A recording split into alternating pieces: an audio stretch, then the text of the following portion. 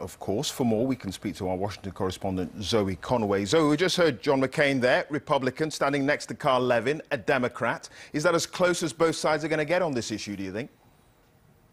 Well, we've got another meeting going on at the White House right now. President Obama meeting 2 senior Republicans and 2 senior Democrats. There are a lot of questions being asked in Washington about what the point of this meeting is. Have any of those 5 people changed their position? Because if they haven't, then what's the point of the meeting? Is it just for show, or will something actually get done?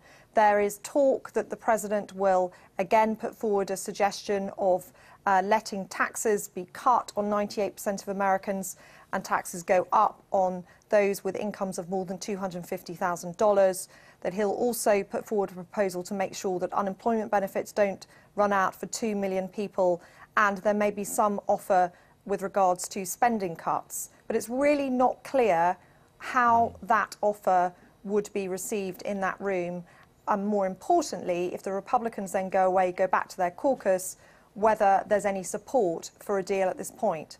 Another senator was speaking earlier today. He's called Senator Ben Nelson. He's a Democrat, and he put it this way: if we don't have a deal in the next 24 hours, the question becomes, where do you buy a parachute?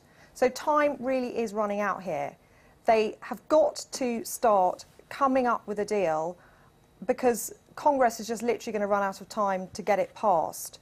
So the pressure is on, but there really isn't a lot of optimism here in Washington. Sure. I mean, the American public as well probably expected it all to end up this way because of the way that Congress has carried on over the last sort of 4 years. The public esteem for Congress is pretty dreadful, it has to be said. Let's just say that they don't reach a deal by Tuesday, by the end of the year. Who would be seen as being at fault as far as the American people are concerned? Would it be the White House and President Obama, or would it be Congress? Well, the opinion polls show that Republicans would get more of the blame. There is a sense that people will be pointing the finger at Republicans who were refusing to budge on this issue of tax. Not one Republican in Congress has voted for a tax break since, a tax rise since 1990. There's a sense that some Republicans are being far too dogmatic on this point. However, I don't think we should assume that anyone is going to come out of this smelling of roses. I think there's real political danger here for the president and for the Democrats.